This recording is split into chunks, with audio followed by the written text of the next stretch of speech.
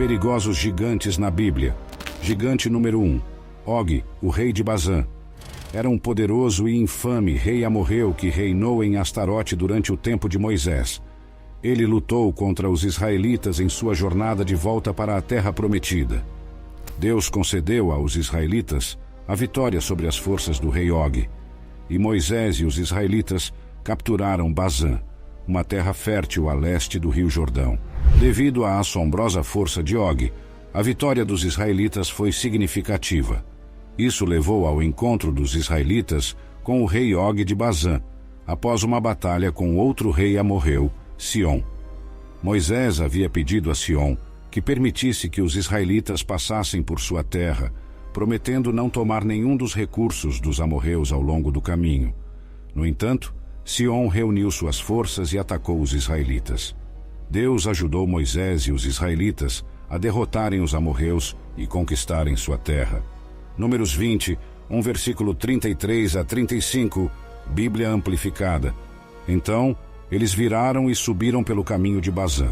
E Og, o rei de Bazã, saiu contra eles, ele e todo o seu povo, para a batalha de Edrei. Mas o Senhor disse a Moisés: Não o tema, pois eu o entreguei, a ele e a todo o seu povo e sua terra, em suas mãos. E você fará a ele como fez a Sion, rei dos amorreus, que morava em Esbom. Assim os filhos de Israel mataram Og, seus filhos e todo o seu povo, até que não houvesse sobrevivente a ele.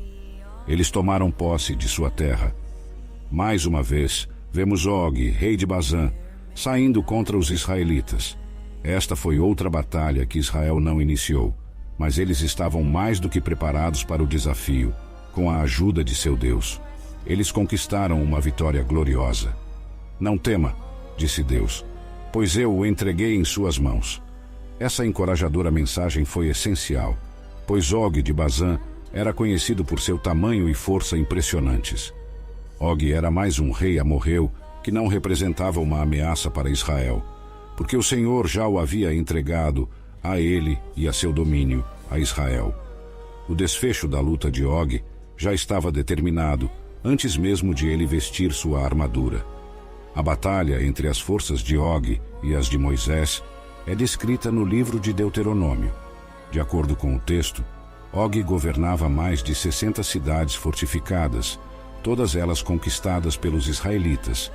Isso ampliou o território de Israel no lado leste do rio Jordão e mostrou a eles que poderiam superar os poderosos inimigos que enfrentariam no lado oeste do rio, com o auxílio de Deus. Deuteronômio 3, versículo 3 a 7. Assim o Senhor nosso Deus também entregou em nossas mãos Og, o rei de Bazã, e todo o seu exército. Os derrotamos, não deixando sobreviventes. Naquele tempo, tomamos todas as suas cidades. Não ficou uma das 60 cidades que não tomássemos deles. Toda a região de Argob, o reino de Og em Bazã. Todas essas cidades estavam fortificadas com altos muros, portões e trancas. E também havia muitas aldeias não muradas. Destruímos completamente todas elas, como fizemos com Sion, rei de Esbom, exterminando homens, mulheres e crianças. Mas todo o gado e o despojo das cidades nós tomamos para nós. Assim como Sion, Og também levou todo o seu exército para a batalha contra Israel. No caso de Sion, Deus já havia decidido entregar o rei, juntamente com todo o seu exército e território de Israel. Israel destruiu toda a população e tomou controle das 60 cidades do reino de Og, que tinham os mesmos muros altos que as de Sion. Quando Deus escolhia entregar um inimigo ao seu povo, nem mesmo cidades fortificadas eram páreo para o inimigo. No futuro, quando chegarem a Jericó, a ilustração mais marcante dessa realidade ocorreria lá. O próprio Og era um homem enorme, com uma cama de ferro que media 9 côvados de comprimento e 4 côvados de largura, ou seja, cerca de 4,05 metros de comprimento por 1,8 metro de largura. A inclusão desse detalhe destaca o tamanho de Og. Um homem que precisava de uma cama desse tamanho provavelmente era alto, talvez medindo de 3 a 3,3 metros de altura. Israel triunfou sobre Sion e Og, tomando controle de suas extensas terras na margem leste do rio Jordão. Após a derrota deles, ficou evidente que Og não era um governante fraco. Israel não tinha motivo para se preocupar com o tamanho de seus oponentes. Eles só precisavam lembrar do quão poderoso era o seu Deus. Deuteronômio 3, versículo 11, Bíblia amplificada. Porque somente Og, rei de Bazã, ficou dos restantes dos Refaíns. Eis que a sua cama, uma cama de ferro, não está em Rabá dos filhos de Amon. O seu comprimento é de 9 côvados, e a sua largura é de 4 côvados pelo côvado comum.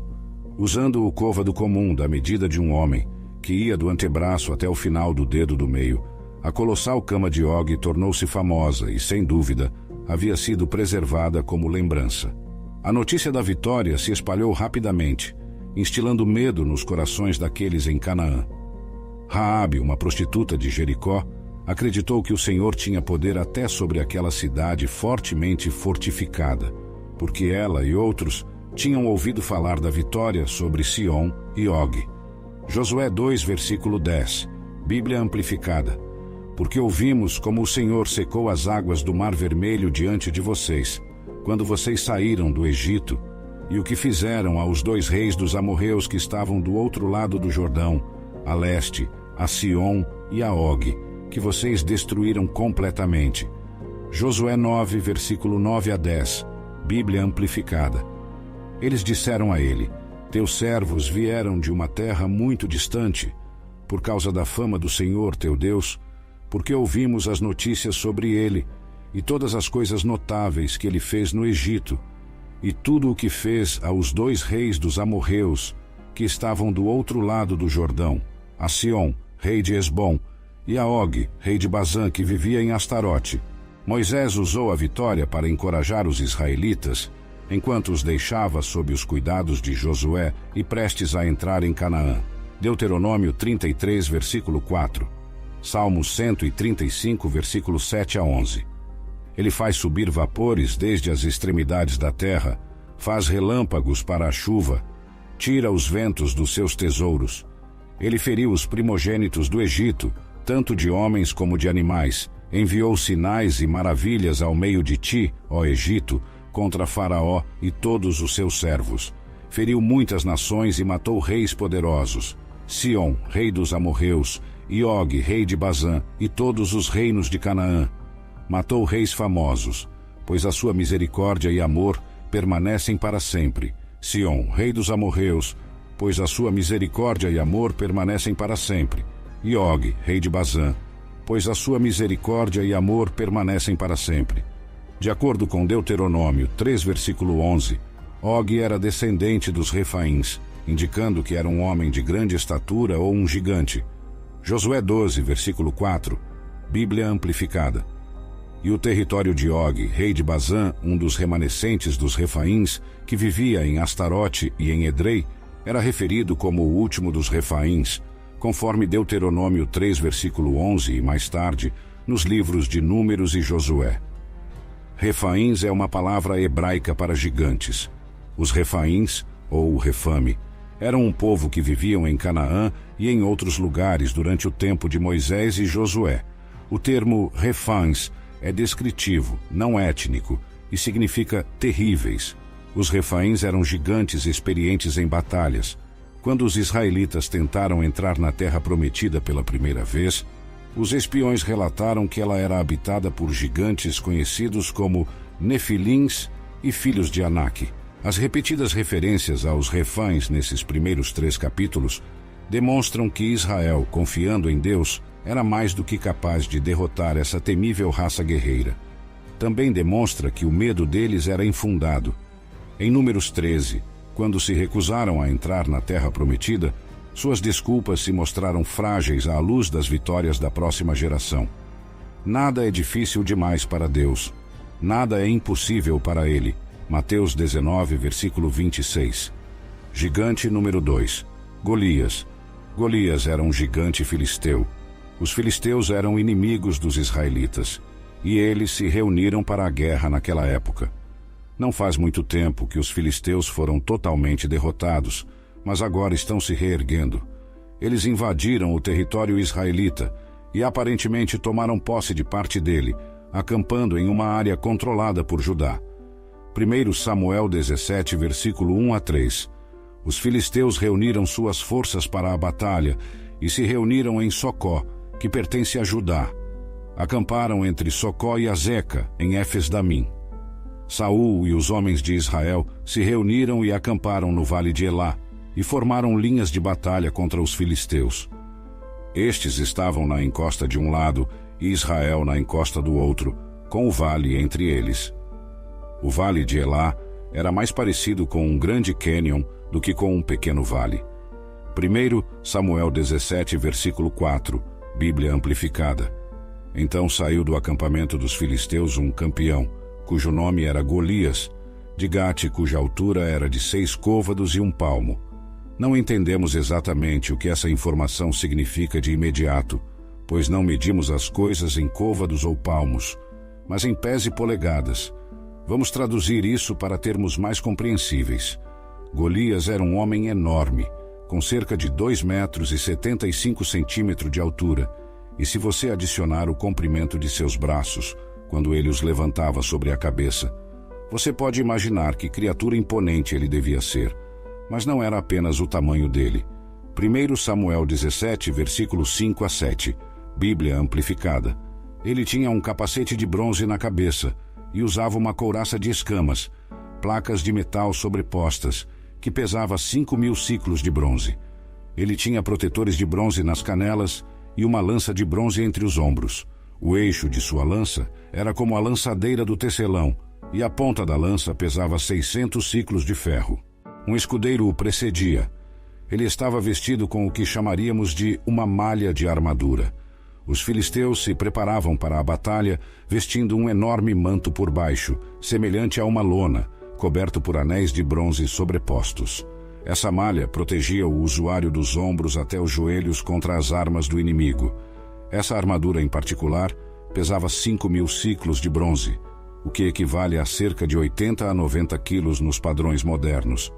Golias estava armado com um capacete de bronze, caneleiras de bronze para proteger suas canelas e uma lança ou dardo de bronze entre seus ombros. Esses itens eram todos feitos de bronze. A ponta de sua lança era de ferro e pesava 600 ciclos, cerca de 7 a 9 quilos. Segundo o relato, ele estava acompanhado por um portador de escudo que caminhava à sua frente. A palavra hebraica usada aqui se refere aos maiores escudos usados em batalha, suficientemente grandes para proteger um adulto. Fica muito claro que o objetivo era proteger o corpo contra flechas disparadas pelo inimigo. Além de sua armadura corporal, Golias tinha esse homem à frente dele, empunhando um escudo do tamanho de um homem, para uma defesa ainda maior. Faça uma pausa e permita que sua mente imagine a cena impressionante que acabou de ler. Imagine o terror que você sentiria se tivesse que enfrentar um gigante desse tamanho, que também estava protegido por tanta armadura. Sem dúvida, as chances estavam contra qualquer um tolo o suficiente para enfrentá-lo em batalha. Note o que esse guerreiro gigante fez. 1 Samuel 17, versículo 8 a 9, Bíblia amplificada. E ficou de pé e gritou às linhas de batalha de Israel, dizendo-lhes: Por que vocês saíram para se posicionar para a batalha? Não sou eu o filisteu, e vocês os servos de Saul? Escolham um homem para vocês e façam-no descer até mim. Se ele for capaz de lutar comigo e me matar, então seremos seus servos. Mas se eu prevalecer contra ele e o matar, vocês se tornarão nossos servos e nos servirão. 1 Samuel 17, versículo 10 a 16, Bíblia amplificada. Novamente o filisteu disse: Desafio as linhas de batalha de Israel hoje. Deem-me um homem, para que lutemos juntos. Quando Saul e todo o Israel ouviram essas palavras do filisteu, ficaram desanimados e cheios de medo. Davi era filho de Jessé, um homem de Belém de Judá, que tinha 8 filhos. Na época de Saul, Jessé era velho e avançado em anos. Seus 3 filhos mais velhos tinham ido seguir Saul na batalha. Os nomes dos 3 filhos que foram à batalha eram Eliabe, o mais velho, o segundo Abinadab e o terceiro Samá. Davi era o mais novo. Os 3 mais velhos seguiram Saul. Mas Davi ia e vinha de Saul para apacentar as ovelhas de seu pai em Belém. O filisteu Golias saiu pela manhã e à tarde e tomou posição por 40 dias. Goliate sugeriu uma estratégia popular nas civilizações orientais, a luta representativa ou um conflito 1 a 1. Ele seria o representante do exército filisteu, e a escolha de Israel seria o representante do exército israelita. Quem vencesse determinaria a vitória de seu exército, e quem perdesse significaria a derrota de todo o exército. Durante 1 mês e meio, ele se exibiu todas as manhãs e tardes, gabando-se de seu tamanho e poder e desafiando qualquer um a lutar contra ele. Um jovem chamado Davi estava cuidando do rebanho de ovelhas de seu pai naquele momento, na pequena cidade de Belém, localizada nas montanhas de Judá. Ele estava longe de ter idade suficiente para se juntar ao exército. Na verdade, Davi provavelmente não estava ciente da situação que existia entre os israelitas e os filisteus naquele momento. É possível que ele nem tenha ouvido falar de Golias. Sua única informação era que seus 3 irmãos mais velhos estavam servindo no exército de Saul. Então seu pai, Jessé, chamou Davi para uma tarefa. 1 Samuel 17, versículo 17 a 18, Bíblia amplificada. Então Jessé disse a Davi, seu filho: pegue para seus irmãos 1 efa deste grão tostado e estes 10 pães, e corra para o acampamento de seus irmãos.